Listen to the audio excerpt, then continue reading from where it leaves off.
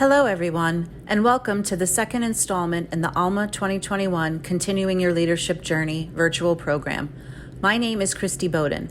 I am a senior group leader at Arkema Inc. and also the 2021 ALMA president. Thank you for attending today's panel discussion, Improve Lab Operations Using What We Have Learned from the Pandemic. We like for our webinars to be interactive, so we urge you to submit your questions at any time during the webinar. Our moderator will address the questions during the panel discussion. Please use the Q&A icon on the bottom of your Zoom webinar browser to submit questions. We will try to answer as many questions as possible, but if we run out of time during the question and answer session, I will forward any unanswered questions to the presenters. The webinar is being recorded and details will be posted on our website shortly following the webinar. I would especially like to thank our gold sponsor, Geotech, for sponsoring this panel discussion. Wei-Dong Mi, Marketing Manager at Geotech, is joining us today. We have asked Wei-Dong to say a few words.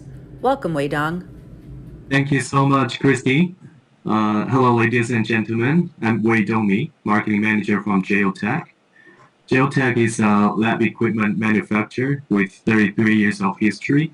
The company is headquartered in South Korea, and we have been doing business in the US market for almost 20 years. Please feel free to scan or save the QR code on the slide, or reach out to me directly to learn more about our company and its lab companion products. We provide a variety of lab equipment such as ovens, incubators, shakers with superior quality to bring the best outcome to scientists and technicians in laboratory.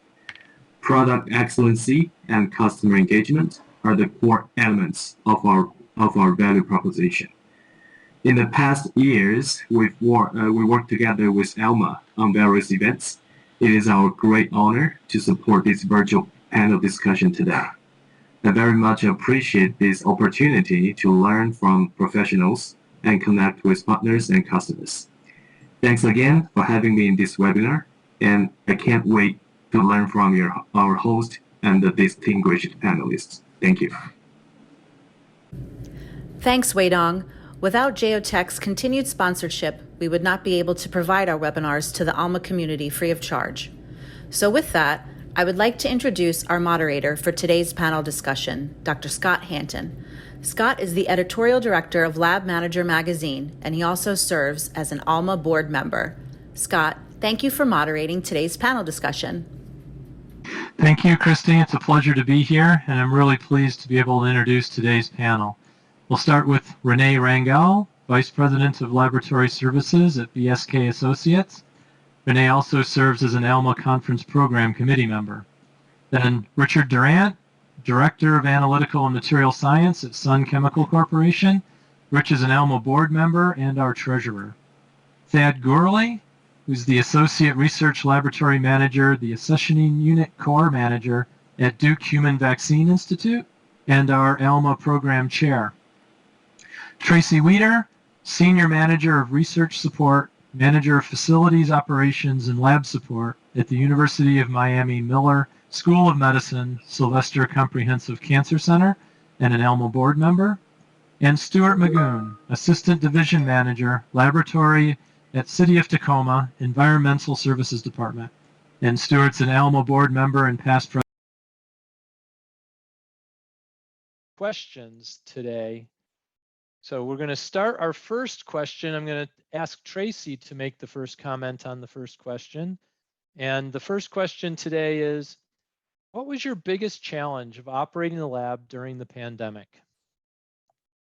For me, it was definitely communication. We had really disconnected communications between the university leadership and the rest of us, and as well as issues communicating the current CDC recommendations. So I'd say by this point in time, we've gotten it all figured out, but we had some pretty rough days in the beginning. So that was definitely our biggest challenge.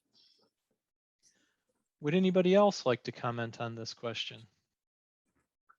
Yeah, I think I would. I think what Tracy experienced, I think we probably all experienced, in that there was a fast pace of moving change, faster than we're normal. We're normally have a lot of things going on. but the information stream is within your corporation, but it's also outside your corporation and in the world. And all those information were coming at people and your staff, and they're bringing it in, and you have a corporate glance. And I found that made it a little challenging because people are coming, what about this? I found out myself. And so you had more things to deal with. Thank you, Rich and Tracy. Anybody else? Yeah, I would certainly add to that in the sense that our business model, we have locations throughout a state, over multiple counties, over multiple states as well. And so the changing laws by city, by county, by state, it was a lot to juggle to make sure all of our operations were where they were supposed to be and up to snuff, and supporting them for what they needed and their individual needs. Thank you, Renee. Anybody else, or moving on to the, yeah, Stuart. For us, I think the communications internally were a challenge, but the bigger challenge was communicating for the lab with our partners and our clients. A lot of them having to shift as well. We have a lot of internal clients, so it was a little more difficult to connect with them on incidental basis. You had to be more deliberate with meetings to contact them, and that was a challenge. Some of them were more skilled than others. Some of them were more communicative, and they also had their challenges. And I think that was something that stood out to me. Just felt a little bit more difficult to engage with our partners.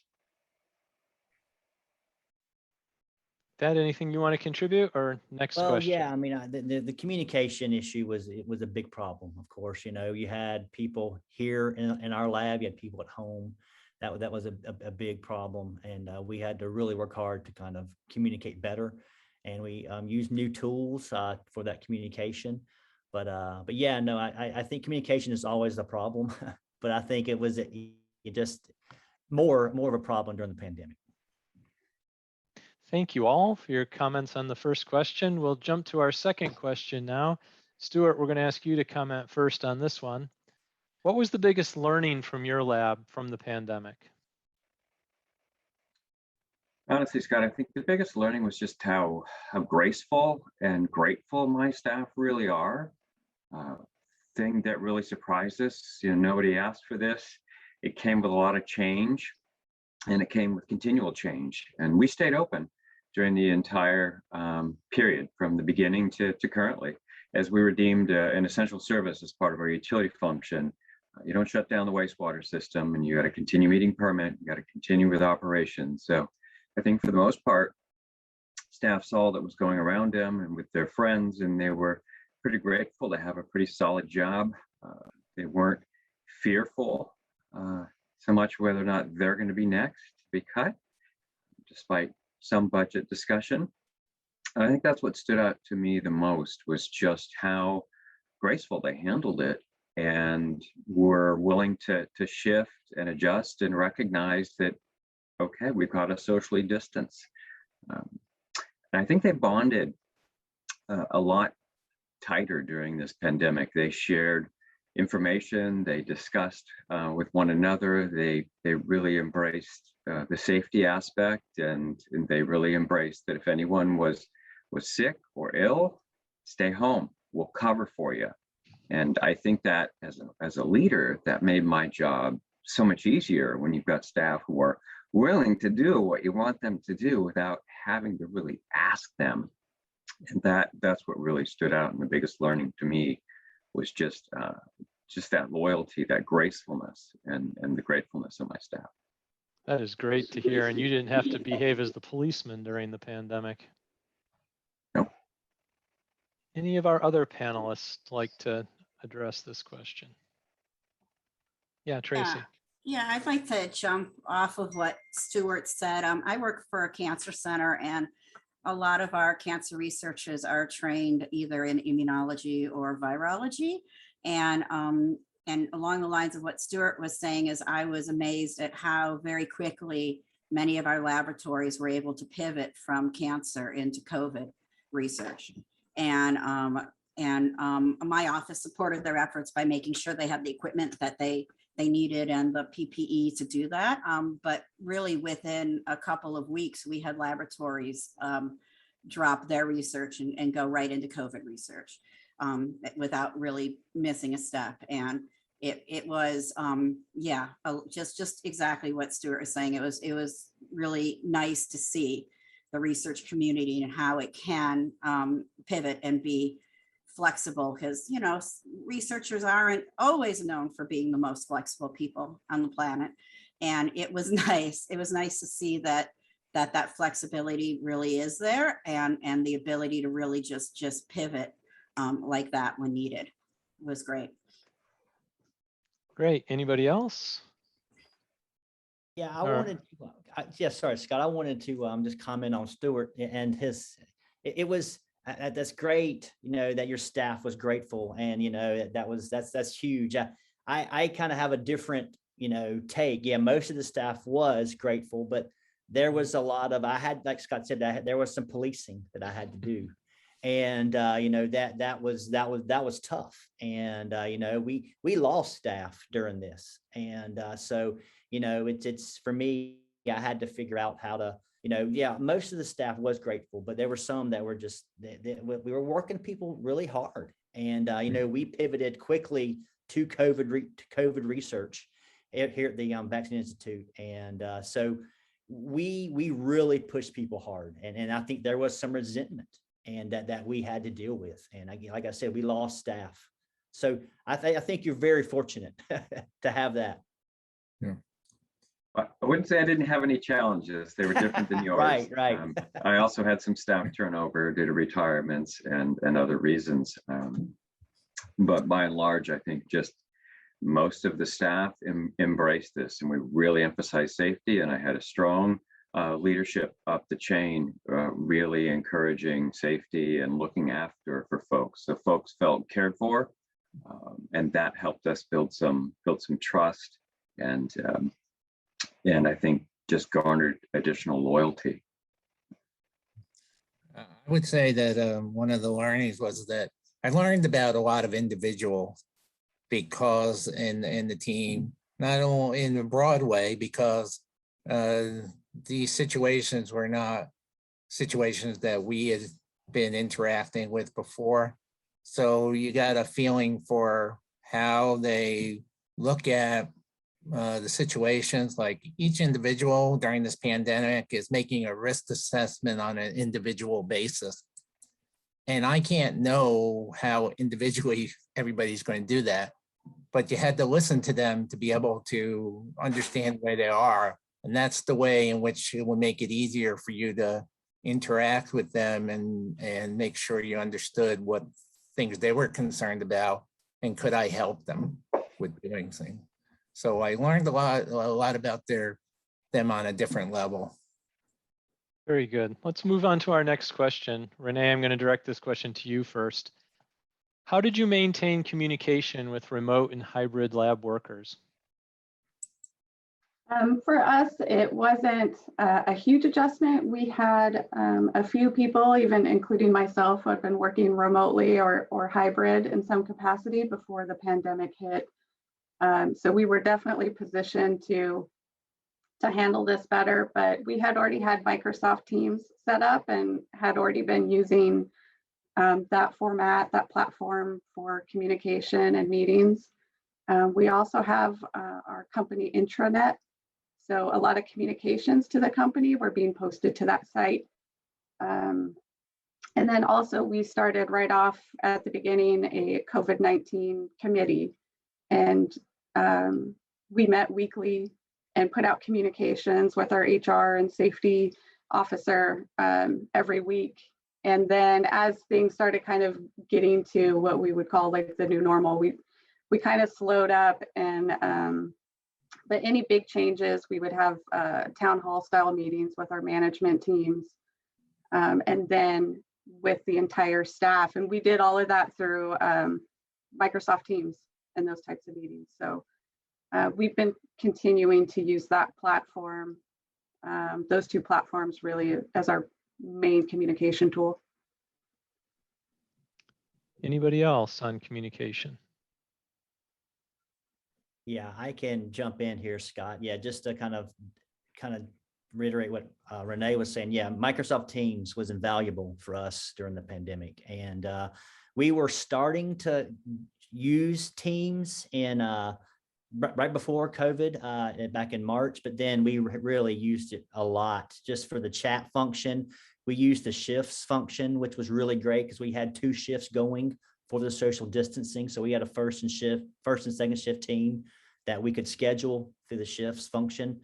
And also we use Jabber a lot, and that's that was a way to communicate interpersonally, you know, kind of the hybrid and at the work. So yeah, so Teams was a very important, you know, function for us.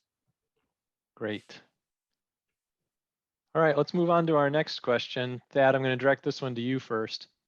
Did you experience a change in employee morale during the pandemic? If so, and morale decreased, what did you do about it?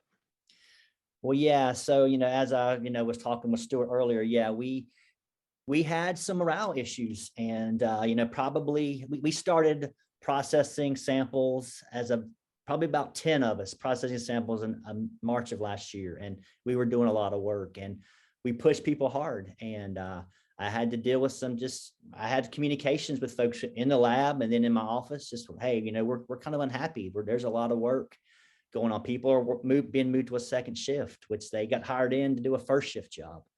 So, you know, we had some issues. I would listen, I would talk, and I would just say, this is a tough time. We need to get through this. But, you know, over time, people were really frustrated. So I started doing things like, okay, I'm going to get meals. I'm going to have pizza. And, you know, and so we started doing things like that. We have at DHVI, we have a honors program where we give out gold stars, you know, so I started giving those out more and more. So there are ways just to help that way. But again, it's not, those things help, but how long do they help? Maybe they help for a day or two. And so you just kind of consistently staying on top of things. But I think the most important thing I did was my door was always open, and I just listened. I let them come in and then talk and listen, and we try to come up with solutions. Very good. Would anyone else like to contribute to this question? We experienced morale issues. We were a essential business, like Renee said. So we were juggling all the different things that are going on, like she said, on state level, county level. And what happened is, I think sometimes you're intersecting into parts of the people's lives that we haven't been treading on before. So for example, vacation and how your policies are going to handle that. And we're trying to do it on a corporate level. So we're saying we're trying to be safe for everyone. So you're saying, okay, where are you going? And you're going to have to fill out a form. And then how long are you going to be there? And what status of that on a COVID level? And this is a level of intrusion to people that they haven't seen before, and they can start to question, because our intents are always good, sometimes execution is clumsy. Mm-hmm. And when execution gets clumsy or confusion, it creates morale, because then the next thing that has some elements of that, and that's kind of come and gone. And one thing that my boss did that I think helped a lot, we have about 30 people that are part of our support team. And we would get together weekly, and we were talking about this out loud, what those issues were. So everybody was hearing it, not just individual groups and what messages are we telling. It has to be some consistency, at least on our level. And then we worked with HR to create better consistency there. And then how does that feed into the corporate? So we couldn't just let it just come downstream. We had to feed something upstream to make sure that, you know, we could smooth it as much as we could, because that's where morale comes from. In my own situation, one of the things I found is I had to be interacting a lot, because I'll catch the scuttlebutt, which will be the things that are uneasy, they're uneasy about by talking to people. because they come out by themselves, and that's a key. Renee, did you want in on this one too? Yeah, this is an interesting one because our teams right off the get-go were, it just seemed like everybody was all in, you know, like this whole we're in this together, and it was almost like an emergency response. And we kept kind of going through these phases where, you know, it's like, okay, this is just for a few weeks. We're going to make these changes just for a few weeks, right? Everybody's in shelter in place. And then it's, okay, for the next few months, this is kind of how it is. And they would kind of adjust to that. And then there would be another change. And so it's just like, now the vaccine, everything will go back to normal. And no, like it just kind of keeps dragging out. So we kind of call it the COVID fatigue, right? We are working them very hard. We're trying to let people have vacation time, being very supportive for those who have to, their kids have to stay home from school. And so we've just had a lot of people out, and a lot of people that are kind of stuck behind, so to speak, have been picking up some things at the laboratories that they wouldn't normally do, are just, like I said, just covering somebody else's instrument because they're out on COVID quarantine. And so that, I think over time at this point, we've seen just within like the last, I would say 6 months, we've seen a good hit to our morale with our groups. And a lot of it is just, they're just tired. So we're doing the same thing. We're trying to listen and find out, you know, what they need, and we're trying to support them with staffing at this point. So we're trying to bring on interns that are kind of, they can float to different parts of the laboratory. So when someone's out, they can come in and help with some of the easier tasks, so the people there on site can focus on the more difficult tasks, and and more technicians and things like that. So at this point, we're just trying to help them with staffing so they can take some time off. They're not working 12-hour days. You know, and even that is, you know, take a vacation. And even just if you're just staying home and it's a staycation, that we really need to give them some time to just disconnect, I think is what they need at this point. I want to build on that with the next question, which I want to aim to Rich first. How did you handle finding and hiring of new personnel during the pandemic? That was a difficult situation because we're looking at even the early pandemic, there wasn't a lot of availability of people. We did hire someone just before the pandemic hit, and I had a fair amount of onboarding. Then became a very complex situation because of the evolving situation. But later on, as we looked at some needs, we did look at bring on temporary employees so that we could manage what we needed to do, because we were seeing there wasn't much available, and we weren't confident we were going to find that long-term fit in our marketplace. And so using that route, we did find some people, but then there was another feature. We thought, well, maybe this is a 3-month situation. No, we're not going to get anybody unless we go 5 or 6 months. And so we have to manage that part. And this was a bunch of different things. But what Renee was talking about, interns, that's another interesting thing. I created an intern program, and most of them are chemical engineers, some of the local school. And we had 5 or 6 during most of the time of the pandemic. And what happened is this was a source of candidates in a way that we hadn't really looked at well before. And so over the course of the last year and a half, I think we made 3 or 4 offers to this, whereas 3 or 4 offers might have been 7 years or something like that in the past. So that was something that unintentionally helped us out. And it was great for them because they were in their last semester, and they were going to be looking for something, and they felt comfortable and moved on. However, it doesn't necessarily mean there's stability from that kind of model for the future or anything. So we're just about to go on another hiring situations and see what it looks like right now, and are we in better shape than before? The hard thing is maybe we really want to look at senior candidates, and I'm not sure where we're going to get those.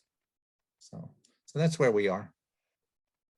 Would anyone else like to jump in on this question, Stuart? Sure. I think we had to really reset our expectations of timelines as well, as Rich said. One of the things that was very different this time, I hired somebody last July, so early on in the pandemic, did it all virtual. One of the neat things was just how level the playing field was, whether they were local and would have come in for an interview or whether they were remote and preferred having a remote interview. Really leveled the playing field, really opened my eyes to how valuable and efficient it can be, especially for the initial interview. We utilized a panel, and we ended up hiring an excellent candidate. And because our process was more involved, I think we got a richer look at the candidates, and I got a lot of good perspective from peers and co-managers and supervisors on the various assets that each candidate brought.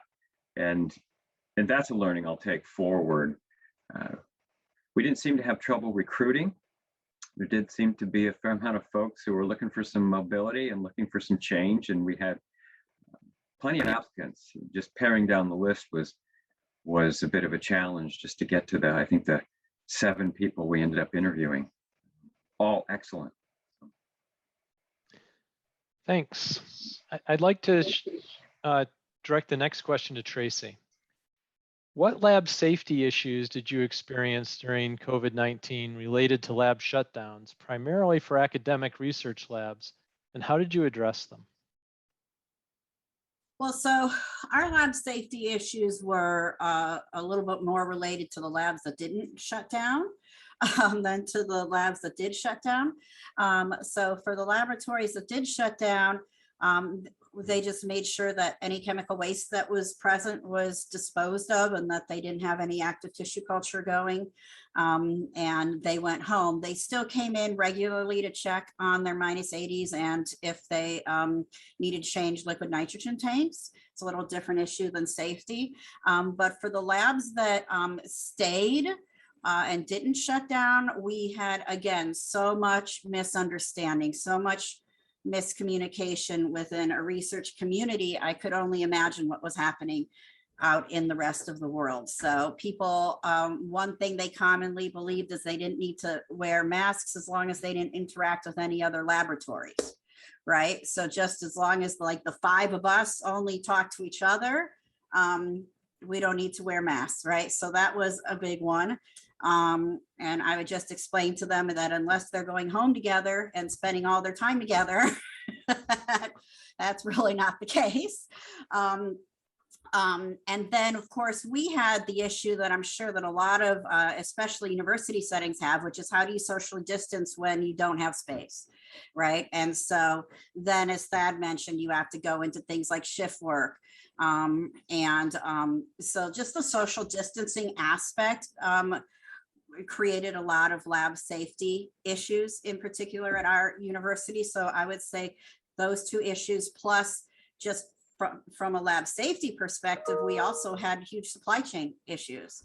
So it was also very hard to get the PPE in because, you know, we're part of a medical center, so we could sort of piggy bank onto them to get some PPE. But of course, it still had to really be maintained for our frontline workers. And it became very difficult for our laboratories to get some of that PPE unless we were ordering it directly through the hospital, which isn't what we normally would do. And then it came down to some ethical issues at that point, right? Like, even if we could get the hospital to order, should we be doing that? Right. And then I had huge issues with ethics in terms of when there was a very short period of time when all the labs were sent home, except for the ones who could really document immediately that they were essential. And I kept saying, I don't want to bring these people back if they A, don't have the safety gear that they need to do their work, and B, they don't have the supplies that they need to do their work. I didn't see any point. It seemed like our leadership was super pushing for them to come back quickly at a time when we couldn't get PCR tubes and we couldn't get pipette tips. So of course it was such a muck together, I guess, that really helped us to understand how interconnected we all are. And I think we probably all know way more about supply chain than we ever did before. But yeah, as far as safety goes, we never told anyone, and again, this is more sample safety than lab safety, but we never prevented people from coming and taking care of their samples. And the biggest issues we had were masks and social distancing with the people who stayed. Thank you, Tracy. Building on that, we have several questions about supply chain. So I'm going to kind of bundle them together. Renee, can I direct this question to you first? So have you been affected by supply chain issues? Are there any critical supplies that you've not been able to procure? I would say that is the one that's been just a constant are gloves. So much that we typically use nitrile gloves for all of our laboratories. And we've even gone to the point of asking people for allergy issues to latex if we have to go to the latex option. And some of it, we can get them, but they're very, very expensive sometimes if a vendor does have them. So we have expanded our vendor list, so to speak. So you really don't get the price or price discounts like you used to be able to, but that's something we've tried to do to combat that. And it's a constant who has gloves in stock, and you just go to 5 or 6 vendors every time you have to order. So of course, like everybody else, you're ordering a little bit more often. You're trying not to stockpile and hoard, but at the same time, like, you need to make sure you have your supplies. And a little bit of that goes across everything. We use a lot of plastics in our labs. We have instrumentation where getting a part now has been very difficult. Recently, we had an instrument go down, and it literally, we just needed to put a part in and it would work, and it took us 2 months to get it. And it was a huge issue in the laboratory for us. And I think part of that resetting the expectations too is important, even for our clients, when we're having difficulty getting something that it's communicated quickly and realistically. So saying, oh yeah, we'll get that done in a couple of weeks. Yeah, maybe give yourself a couple more weeks. Good.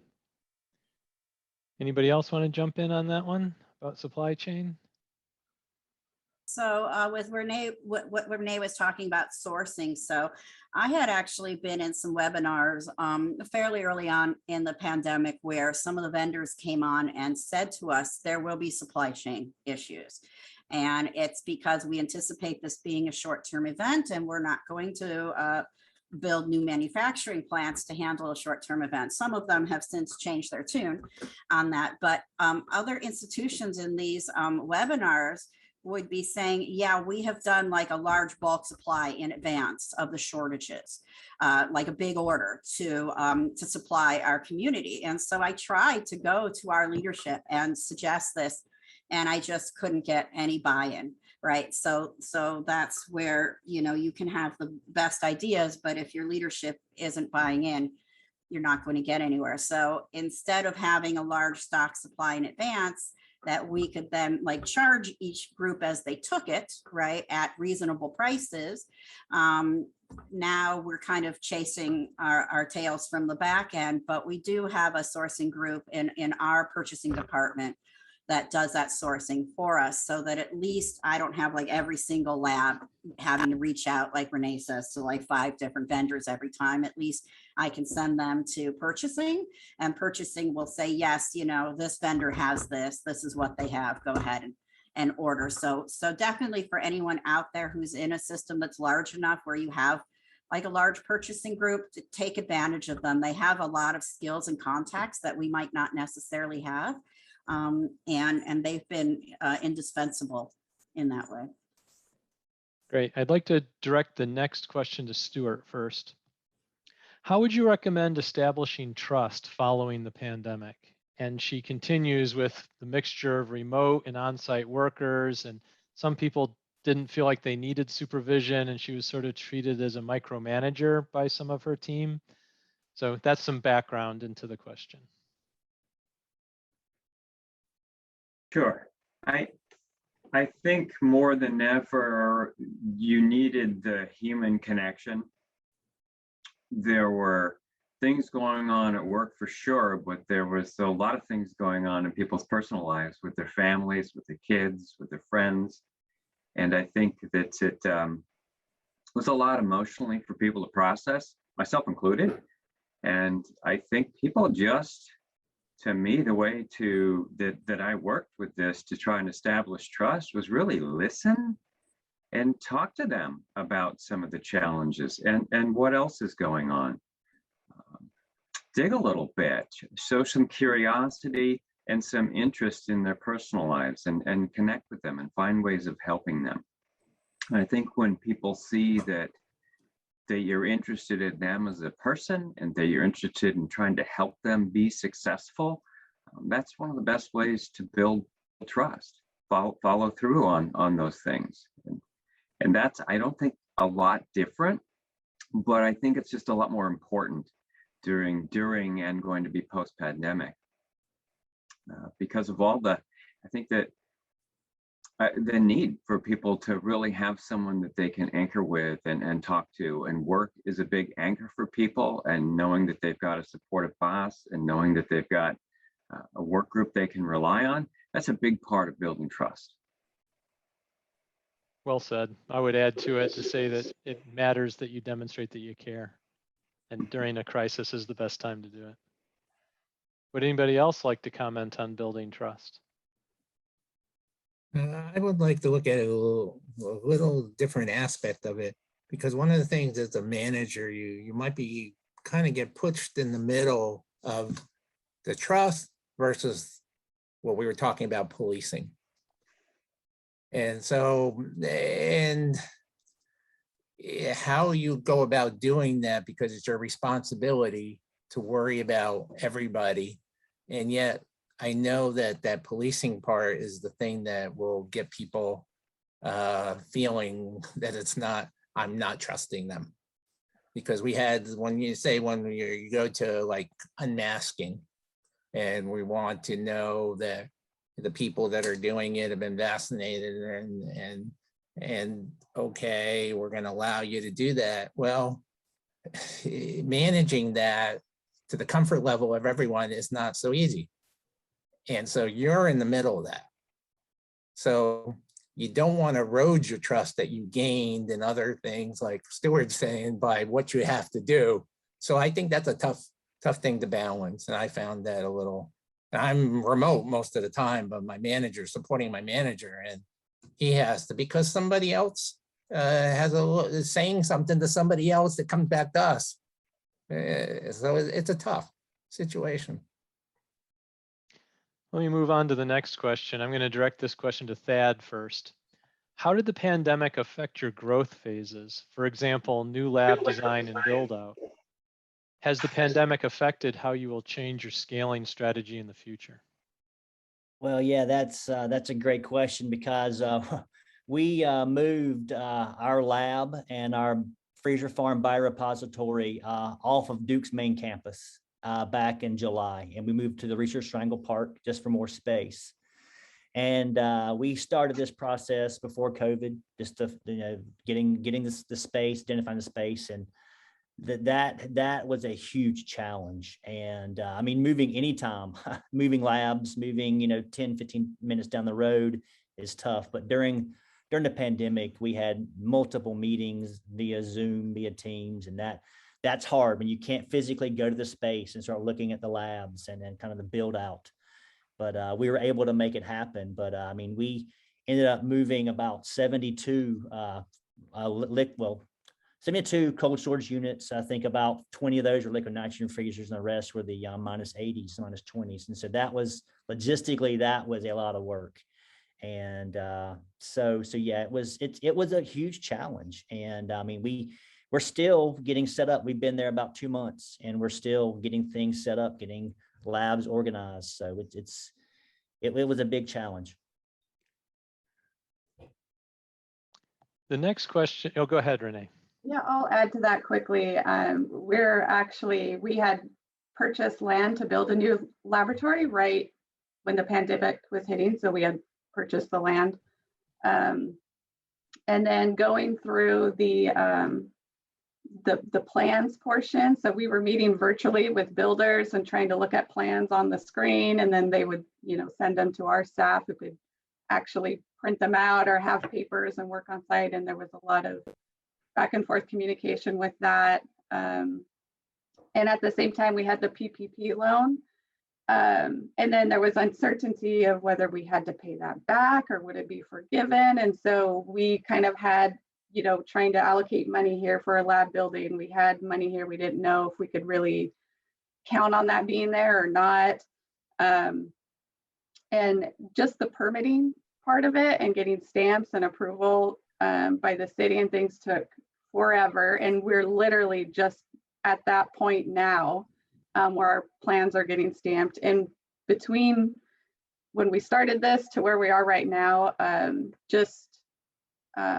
materials costs have increased astronomically. So our budget, of course, is blown out of the water at this point. So we're trying to do everything we can to kind of scale what we can back and add to in the future if we need to.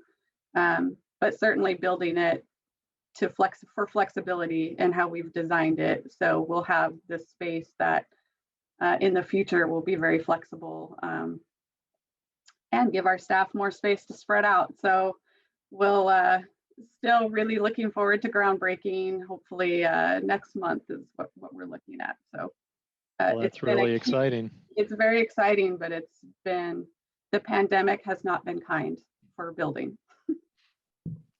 I'm going to move on to the next question. Renee, I'm going to direct this question to you because you talked about having some remote activity prior to the pandemic. When deciding what work can be accomplished from home, did you receive any resistance or experience any challenges making those changes from either the staff or leadership? Not too much resistance for staff going home to work. We had a few that had family living at home. So there were some that were like, when can I get back to the office? Because they didn't have a designated workspace. There were a lot of distractions at home. So there was some resistance there. And we also found that a lot of people, some of the people that we sent home wore more hats than we were aware of. And so there were some things on site that weren't happening anymore and someone else had to pick it up, or what, by the time we discovered it, it was a problem.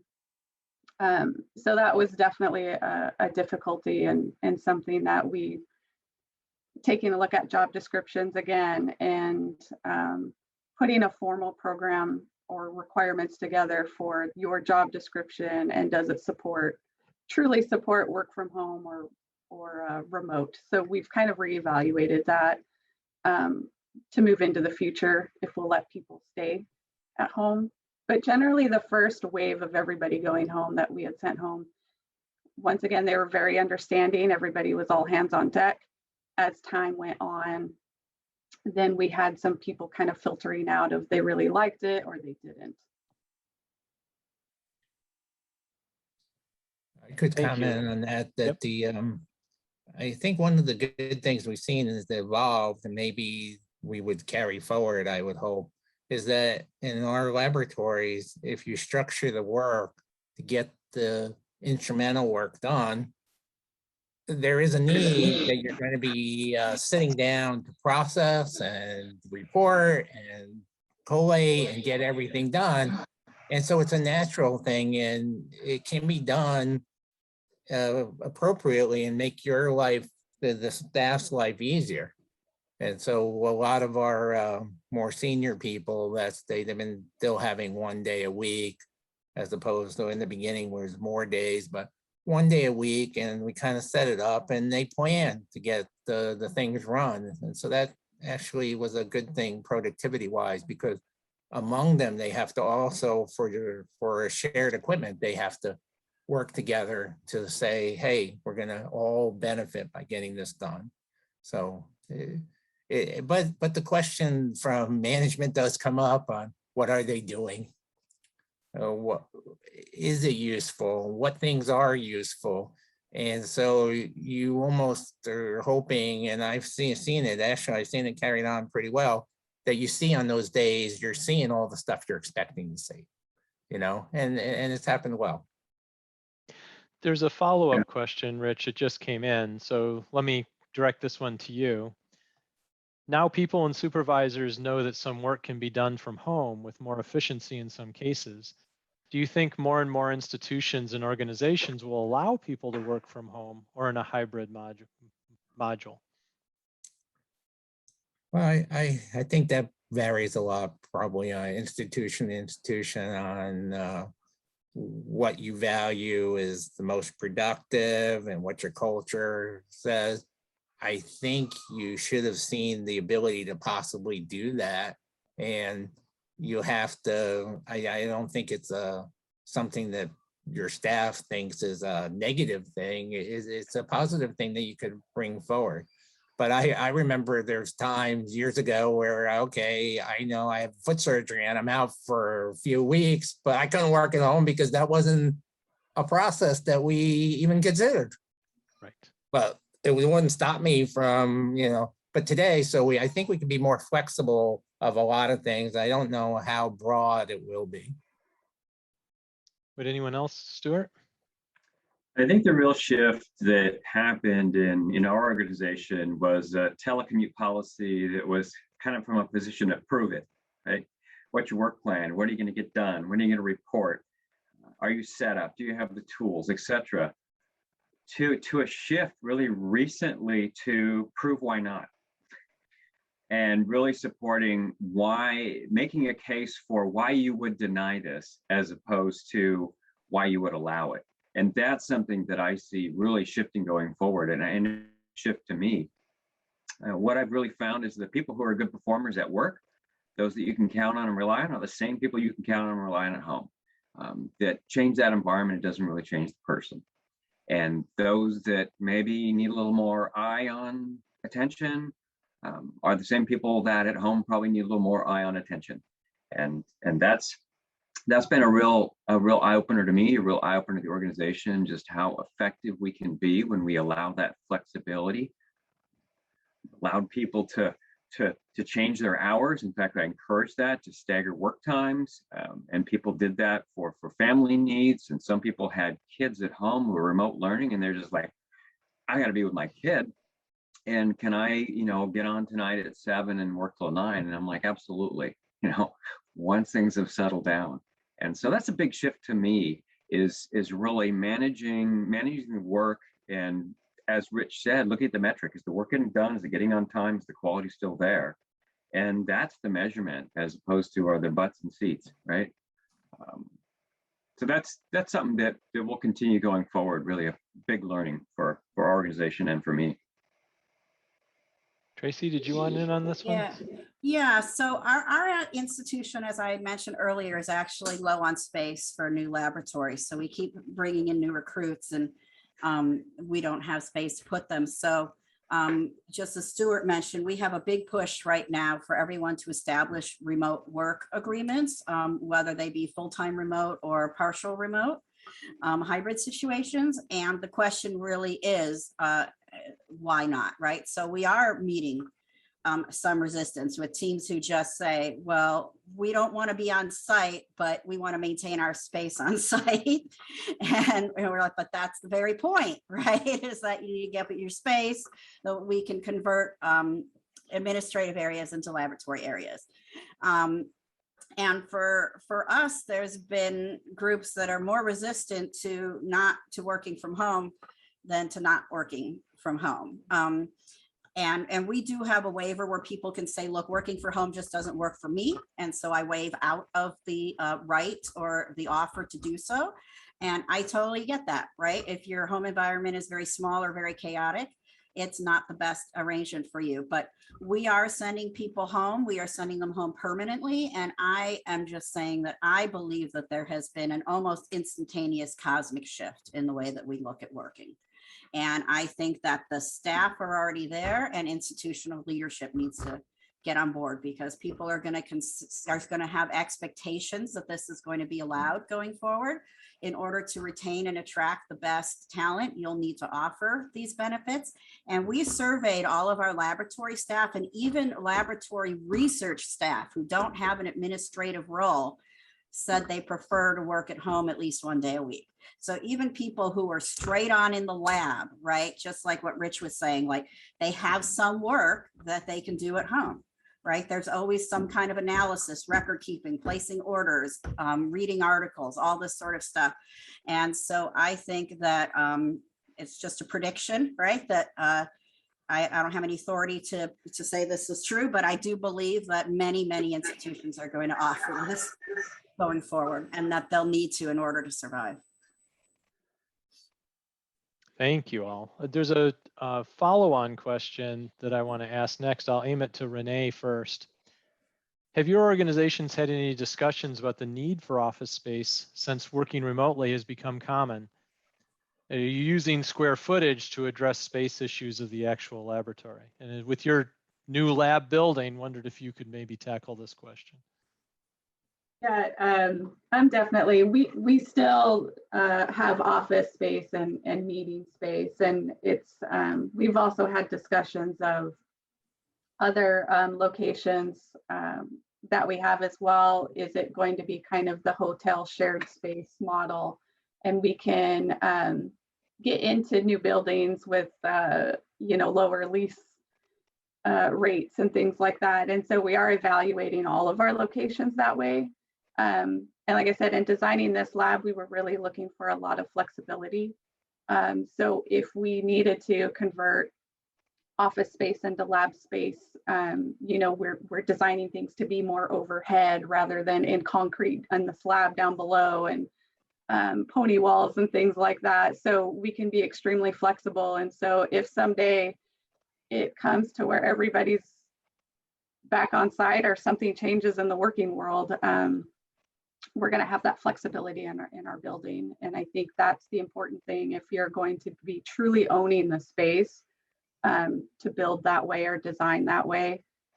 Like I said, if you're leasing space, then I can see people, like I said, as leases are going up right now, people are reevaluating the needs and how many people are actually going to even want to be in the office 5 days a week.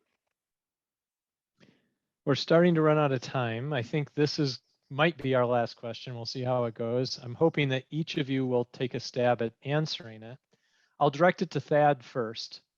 Do you see anything specific that has been learned through this that you see continuing or you would like to continue with post-pandemic? Yeah, I mean, so definitely, I've learned quite a bit. I've learned quite a bit about my team.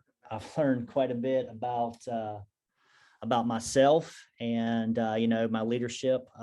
So yeah, I mean, I think one thing I'd like to, you know, take with me from this whole experience is just how I've listened to team members, how I've been able to bring them into the office. Just, I think what I talked about early on, just being able to listen and think and listen to what they have to say, right? And you know, take a lot of their ideas and things, you know, and bring them in and talk about it as a group. You know, we have meetings, and so again, it's just, I think just that the communication with my team, I've learned a lot, and I want to take that into the future.